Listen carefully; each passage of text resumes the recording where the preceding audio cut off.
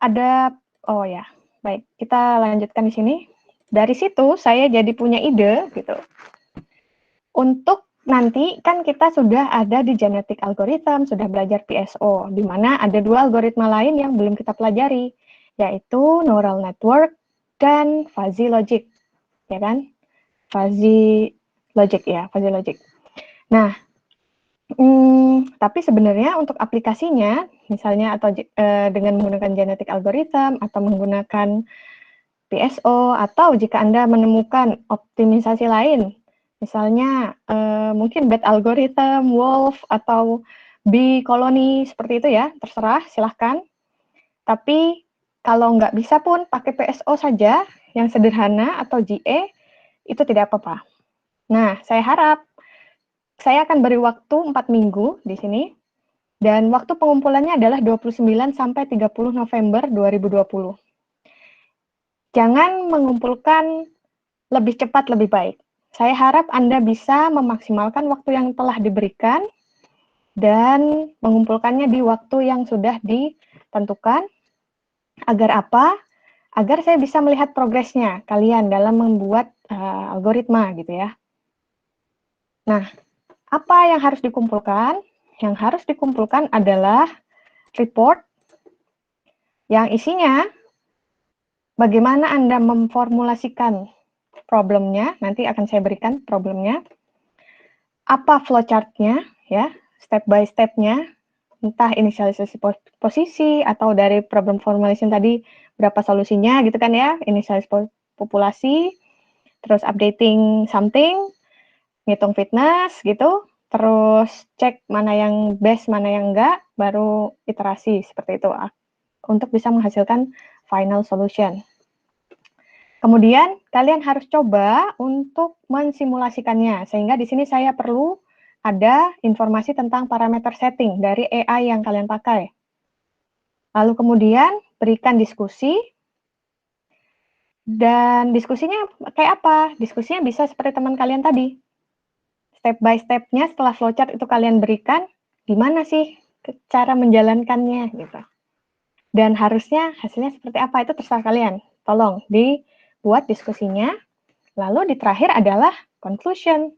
Setelah kita melakukan sesuatu, tentu akan membuat kita mendapatkan suatu informasi baru kan ya.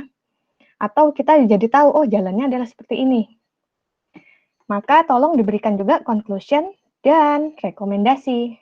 Bila ternyata algoritma awal yang kita pakai ternyata yang default saja, PSO yang common gitu ya, bukan yang optimize atau improve PSO bla bla bla gitu. Rekomendasinya apa? Oh, ternyata iterasinya walaupun sudah iterasi maksimum sudah 100, sudah 20 atau berapa, hasilnya masih belum bisa yang terbaik, Mbak. Maka sebaiknya mungkin ditambahkan weight gitu. Mungkin kalian akan punya pemahaman itu kalau kalian mencoba sendiri. Dan yang dikumpulkan selain report juga skripnya. Skrip boleh sama, nggak masalah. Tapi kalian harus tahu caranya gitu ya. Dan saya bisa lihat dari reportnya. Begitu. Dan untuk permasalahannya itu seperti apa? Ini deh. Gampangannya aja. Gitu ya. Kita punya suatu sistem PV yang menyuplai ke beban. Jadi ini kayak sistem PV menyuplai ke beban. Nah, di sini apa yang harus kita lakukan ya? Permasalahannya itu adalah bagaimana kita bisa mendevelop optimal sizing of PV power system to supply residential load using some algorithm. Boleh GA atau PSO. Kalau di luar ini silahkan gitu ya. Tapi kalau pakai dua ini juga nggak apa-apa. Bagaimana kita bisa mengetahui kombinasi array dan baterai untuk bisa menyuplai beban yang ditentukan. Ya, itu level 1 aja yang kalian harus kerjakan. Tapi kalau di luar itu karena waktunya 4 minggu, ternyata saya masih punya banyak waktu. Saya ingin menaikkan level saya. Saya mau coba pakai case study lain, menambahkan genset mungkin di dalamnya, atau menambahkan Misalnya dia bukan bukan pemasangan PV system dari awal, tapi sudah ada existing condition sebelumnya. Dan di sini kita hanya ingin menambahkan lagi gitu ya, menambah expansion gitu ya, menambah kapasitasnya. Itu gimana nanti ya kalau di program gitu. Itu silahkan. Tapi yang ingin saya tekankan bahwa tugasnya adalah bagaimana kalian bisa mengaplikasikan kecerdasan buatan untuk mencari optimal sizing of PV power system untuk mensuplai residential load. Bagaimana, apa yang harus dikombinasikan di dalam AI-nya? Bisa jadi itu 3 ini. Jumlah panel, terus apa kombinasinya, seri paralel, atau semua seri, atau semua paralel, berapa jumlah baterainya. Kenapa begitu? Karena ada fungsi tujuannya adalah ini ya, to supply residential load ya kan. Fungsi tujuan satu bisa jadi dia untuk bagaimana daya yang disuplai si PV sama dengan daya yang ada di beban, power balance. Jadi fungsi tujuannya adalah meminimalisir ketidakseimbangan daya antara supply dan demand. Itu bisa jadi satu fungsi tujuan. Atau yang kedua adalah karena ini mau memasang baru ya di beban residensial, kita akan mencari kombinasi berapa array yang dipakai, berapa baterai yang dipakai, konverternya nantinya akhirnya dapat kapasitas berapa gitu ya. Tapi harus goalnya adalah nilai investasinya itu harus yang paling rendah. Tapi bisa menyuplai beban dengan baik. Jadi kalau yang di sini hanya masalah dayanya, kalau yang di sini daya yang dikaitkan dengan fungsi biaya. Biayanya harus yang paling murah. Bagaimana cara kita tahu pembiayaannya? Kita browsing. PV array itu harganya berapa yang di pasaran? Pakai asumsi. Nah, di situ nanti di report ya kalian tuliskan. Simulasi ini dikerjakan dengan asumsi harga array yang dipakai adalah sekian menurut referensi A. Baterai dengan harga sekian menurut referensi B. Begitu. Agar yang membaca ini langsung tahu gitu ya. Anggap aja yang baca ini anak-anak SD atau anak-anak SMP gitu ya, yang nggak ngerti apa-apa. Jadi kalian harus bisa menjelaskannya gitu. Nah, fungsi tujuan lain yang mungkin bisa dielaborate ya, bisa yang dicoba explore, bagaimana untuk bisa mencapai maksimum reliability. Andal. Gimana tuh andal? Ketika pemasangan PV system ini, dia on-grid ataupun off-grid gitu ya, tapi supply ini akan terus 24 jam tidak putus. Nah, kalau maximum reliability, bisa jadi cost-nya tidak minimum, gitu kan ya. Jadi itu bisa diperhatikan. Terus, atau fungsi tujuan lain adalah ketika fungsi tujuannya adalah mencari profit tertinggi. Kenapa? Karena ketika PV system ini dioperasikan on-grid, di Indonesia kita ada ekspor-impor regulation, ya kan? Dimana kita bisa dapat tambahan potongan daya, gitu, dapat diskon dalam pemakaian tenaga listrik kita gitu di rumah, atau mendapatkan feed-in tarif gitu. Nah, di situ jadi kita bisa hitung kira-kira nanti dengan kombinasi array baterai ini itu kan berapa biaya instalasinya. Terus kalau biayanya ditambah misalnya atau dikurangi dengan profit dari Exim PLN dan feed-in tarif, nanti total biaya yang harus dihitung kan jadinya berbeda ya dengan yang ini doang. Nah, di situ nanti jadinya kita bisa pakai maximum profit sebagai fungsi tujuan. Menarik kan? Nah, untuk case study-nya ya, ini jadi fungsi tujuan ini boleh pilih salah satu dari ini. Yang di utak-atik itu adalah kombinasi dari desain ini. Berarti nanti kalian harus cari harga masing-masingnya berapa gitu ya. Pakai asumsi saja, nggak apa-apa. Dan case study-nya adalah ketika kondisinya normal. Karena kalau kondisi normal ya berarti kita bisa tinggal lihat radiation average dari 1 tahun atau dari dalam sehari itu berapa gitu. Dan kita nggak akan mengasumsikan dia partial shading. Jadi ini aja. Tapi kalau masih ada waktu, mau ditinggikan lagi levelnya, silahkan. Tambahkan case study lain ketika kondisinya partial shading. Silahkan. Dari sisi beban yang diperhatikan adalah apa? Adalah kita untuk tahu berapa kombinasi yang terbaik, tentu kan harus ikut yang namanya power balance kan. Supply sama dengan demand. Demand-nya ditentukan dulu. Juga ini diberi asumsi. Kalian nanti asumsinya di beban apa, agar kita tahu dayanya berapa di beban itu, berapa tegangannya, berapa arusnya. Jadi dari setelah tahu, oke, kita akan mensuplai beban apa, akhirnya nanti bisa kita formulasikan array yang harus dipakai, kombinasinya seperti apa. Seri semuakah, beginikah, maksudnya seri paralel atau bagaimana. Ini contoh-contoh dari karakteristik PV yang harus diperhatikan dalam memformulasikan optimisasinya. Panel itu beda-beda. Bedanya itu dilihat dari mana? Kalau kita akan mengaplikasikannya ke sistem ini, panel butuh diletakkan, sehingga dimensi ini juga akan berpengaruh dari seberapa banyak panel yang bisa dipasang di suatu lokasi. Lalu, kapasitas ini juga penting untuk mengetahui. Jika kita telah tentukan jumlahnya misalnya 10 panel, dengan kapasitas sekian, berarti bisa nggak menutup demand yang diminta? Gitu ya. Jadi ini nggak semuanya dipakai, tapi kalian pilih salah satu aja gitu. Tapi ini kan contoh, jadi silahkan cari panel apa yang mau dipakai, ditulis asumsinya itu di dalam report.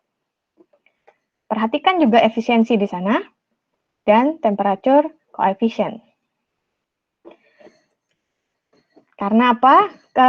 Itu berpengaruh dengan nantinya juga kombinasi panel kita. Apakah seri semua, apakah paralel semua, atau kombinasi seri paralel, dan apakah panel yang dipakai itu nanti akan sama semua, sama gitu ya, 5 volt 3 ampere, atau mau ada kombinasi berbeda-beda, efeknya adalah di akumulasi tegangan dan arus yang bisa dihitung dari rangkaian ekuivalennya.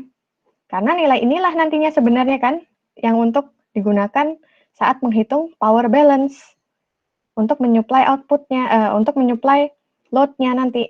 Jadi optimal PV system ini outputnya adalah ini kan, akumulasi tegangan, arus, dan akumulasi dayanya agar bisa mensuplai load demand. Nah, karena ini PV, erat hubungannya dengan irradiation, sehingga kalian harus cari di lokasi nanti itu temperature-nya berapa, hubungannya sama coefficient temperatur, terus irradiation-nya berapa, hubungannya dengan lokasinya nanti di mana posisi lokasi tersebut dari segi latitude dan longitude-nya.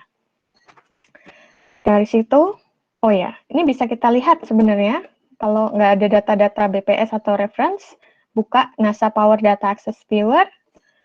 Kalau kita sudah tahu lokasinya di mana, masukkan di sini. Nanti kita akan dapat parameter tadi, irradiation di daerah tersebut akan berapa, seperti itu. Nah, case study ini saya harapkan akan dibuat sesuai dengan ini. Ini yang harus ini adalah anunya ya, informasi yang inisial informasinya itu ini. Terus nanti kalian bisa mulai buat problem formulation-nya sesuai dengan yang case study di awal. Tapi tolong algoritmanya bisa diaplikasikan di case study ini, di mana lokasinya di Kalimantan Timur. Mau Kalimantan Timur yang besar, silahkan. Mau spesifik ke kota-kota tertentu, silahkan. Tapi di Kalimantan Timur. Untuk load-nya adalah residential load, di mana bisa kita lihat bahwa residential load ini sebenarnya punya banyak, ya kan? Ada residen yang skala kecil, skala menengah, skala tinggi gitu ya.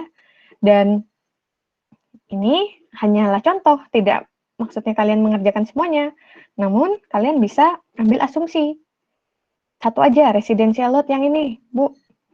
Yang R2, yang besar dayanya adalah sekian. Berarti nilai inilah nanti yang jadi constraint Anda dalam menghitung kombinasi PV array-nya berapa, baterai yang harus digunakan berapa, seperti itu.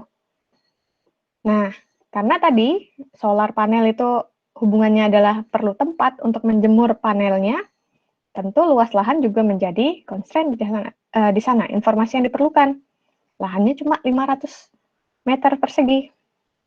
Cara memaksimalkannya kan sebenarnya bisa dilihat dari panelnya disusun sedemikian rupa hingga lahan ini benar-benar fully covered, gitu kan ya. Jadi kalau dari lihat lahannya saja, kalau kita sudah tahu panelnya tadi pakai yang berapa, dengan dimensi berapa, kita udah tahu berapa banyak panelnya. Yang perlu dicari adalah hanya kombinasinya. Seri saja, paralel saja, atau seri paralel. Gitu. Ini kemudian yang perlu diperhatikan, sistem tersebut harus terhubung, harus bisa dikondisikan off-grid, akan ada hasilnya berapa, kalau on-grid bagaimana. Nah, ini juga perlu diperhatikan bahwa kalau nanti kalian pakai objective function yang keempat, Exim PLN itu regulasinya adalah hanya mengakui 65% dari total pembangkitan daya. Berarti kalau daya dibangkitkan berapa, hanya 65%-nya aja yang bisa dihitung dalam profit. Tidak 100% dari total PV generation. Gitu. Dan harga panel suryanya silahkan diasumsikan. Kira-kira gitu. Jadi ya, saya tahu ini tugasnya sebenarnya gampang, tapi terlihat ruwet gitu ya. Nah, ini adalah challenge buat kalian, di mana anak-anak mahasiswa yang angkatannya sudah hampir lulus, insya Allah, ya kan? Itu bisa memformulasikan suatu sistem, memformulasikan suatu problem, mendesain AI-nya, dan nantinya bisa mendapatkan solusi yang diinginkan. Dan itu tadi sudah kira-kiranya. Silahkan, ada tanggapan dari ini?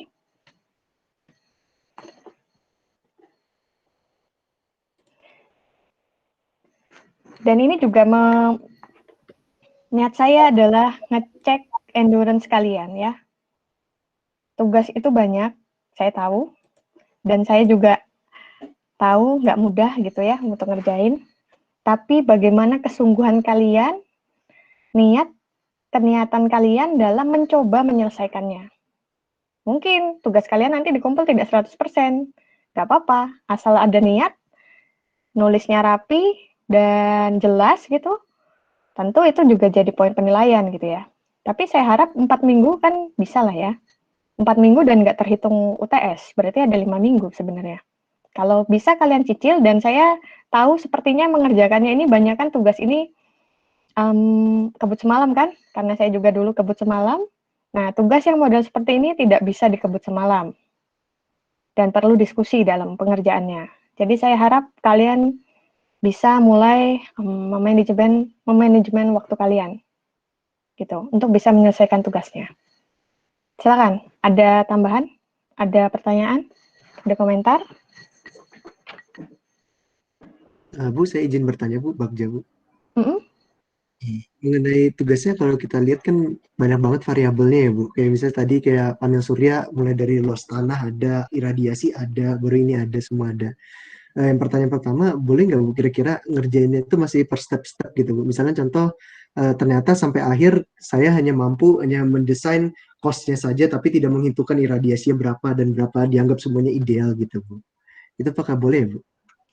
Untuk boleh, approach-nya memang kenapa diberi waktu 4 minggu agar ngerjainnya step by step. Itu tujuannya. Kerjakan dulu bagian yang awal. Namun untuk formulasinya, karena PV system ini memang hubungannya outputnya adalah dengan iradiasi, tentu dalam perhitungan di awal ya iradiasi harus ada asumsi. Asumsi kan? Boleh, tapi bukan secara idealnya gitu ya, bukan idealnya yang 100%. Kamu harus tetap kaitkan dengan iradiasi di Balikpapan. Misalnya kalau kamu tadi ternyata cornering down buat aplikasinya di Balikpapan. iradiasi Balikpapan tuh antara berapa. Nah, mending asumsinya dalam perhitungan menggunakan asumsi iradiasi Balikpapan, bukan kondisi idealnya. Itu aja sih yang saya harapkan. Bisa Bu, berarti apa mendekati dengan fakta lingkungan juga ya Bu? Benar sekali. Jadi kita tuh kayak mulai nggak hanya imajinasi yang luas gitu ya, tapi bisa real application gitu, real world yang benar-benar dekat dengan kita gitu. Niat saya gitu. Ada lagi? Saya ada lagi Bu, satu lagi Bu. Kira-kira Bu, kalau seandainya nanti saya misalnya agak buntu gitu, boleh asis nggak Bu sama Ibu? Ya boleh lah, boleh. Kenapa boleh? Ini nanti jadinya kan ada 4 minggu. Berarti kita akan ada 4 minggu gitu kan, perkuliahan kan juga. Nah, nanti di akhir perkuliahan, misalnya setengah jam terakhir, bisa ditanyakan gitu ya. Jadi bisa mulai disiapkan, dikerjakan, dan akan ada waktu asistensi di setengah jam terakhir gitu, sebelum perkuliahan. Setelah perkuliahan dimulai, sebelum mengakhiri perkuliahan. Dan kalau memang di luar itu ternyata harus ada asistensi, ya silahkan aja sih. Kalau saya free, saya jawab kok. Ada lagi pertanyaan? Kalau dari saya sudah cukup Bu, terima kasih. Terima kasih. Teman-teman yang lain?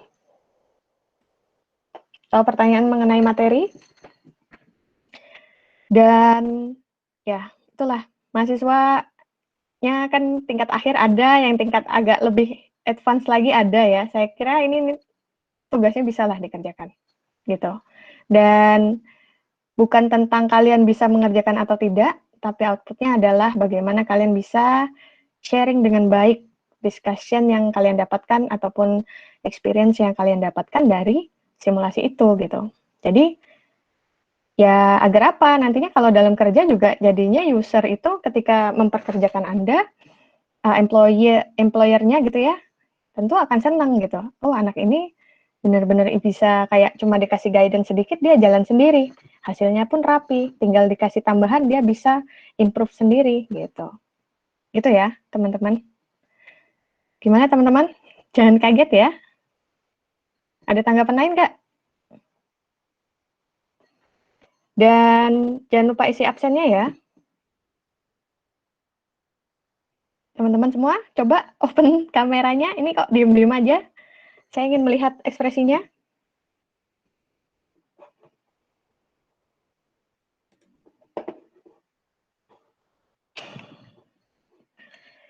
Ya, saya paham. Shock sesaat. Karena saya, ya, open kameranya semua. Karena saya juga kayak waktu cek tugas gitu ya, ada bahasa-bahasa yang saya yakin itu tuh diulang-ulang gitu. Berarti kan ini anaknya ngopi pastel gitu ya, dari temennya yang baik memberikan contekan, nggak diedit-edit, nggak dikasih opini pribadi, gitu. Jadi saya juga sedih gitu ngelihatnya. Kalau kalian terus-terus seperti ini, kita bukan kita pesimis ya, dan saya juga nggak suka judging orangnya. Saya tahu semua orang ada prosesnya, tapi kalian nggak belajar gitu. Padahal untuk tugas ini selain mengetahui pemahaman pribadi, saya ingin juga kalian bisa melatih gitu. Karena ini saatnya kalian melatih, bukan hanya dengan melatih ikut organisasi banyak, tapi ngerjain tugasnya akhirnya sebut semalam gitu ya. Tapi time management itu kan juga penting, bagaimana kalian bisa memanajemen mengerjakan tugas juga kan, bukan hanya tentang organisasi. Ya. Jadi itu sih yang mau saya bilang gitu. Dan memang tugas itu banyak, dan ya memang harus dijalani gitu. Tapi semangat kalian, ya. Saya senang kalian masih semangat, walaupun daring, tetap ngerjain tugas. Nah, saya kira semoga kita bisa ningkatin lah kualitas kita semua ya. Jangan hanya asal ngumpul gitu. Oke? Paham ya teman-teman? Jangan shock ya. Nanti saya update, saya upload. Mau saya upload kah ini atau sudah dengarkan ini aja udah? PPT-nya diupload apa enggak? Di-upload, Bu. Di-upload, Bu. Upload aja, Bu, biar kami mengerti. Deh. Baik, nah senyumnya dong gitu. Jangan, saya marah, tidak marah yang begitu ya, tapi ya udahlah gitu. Supaya semuanya baik ya. Dan jadi nanti kalau kalian sudah lolos kecerdasan buatan, kalian TA, udah kalau pertanyaan-pertanyaan cupu gitu tuh sudah bisa jawab. Nggak hanya kok begini, nanti kalian bingung sendiri gitu ya. Tapi kalau ini sudah punya experience-nya. Ya udah, gitu aja teman-teman. Saya harap jangan shock lama-lama ya. Shocknya hari ini saja, jangan lama-lama. Dibaca lagi tuh PPT-nya, mulai diformulasikan. Buat aja PPT gitu misalnya. Jadi nanti minggu depan misalnya kita sudah ada yang mau didiskusikan, silahkan. Gitu ya. Jangan shock ya, tetap sehat semua. Tetap sehat dan tetap semangat. Tingkatkan kualitas kita semua. Oke, supaya elektro makin maju gitu. Ya udah, gitu aja. Assalamualaikum warahmatullahi wabarakatuh. Terima kasih semua. Semoga sehat selalu. Selamat siang. Baik. Terima kasih Bu. Oke. Terima kasih Bu.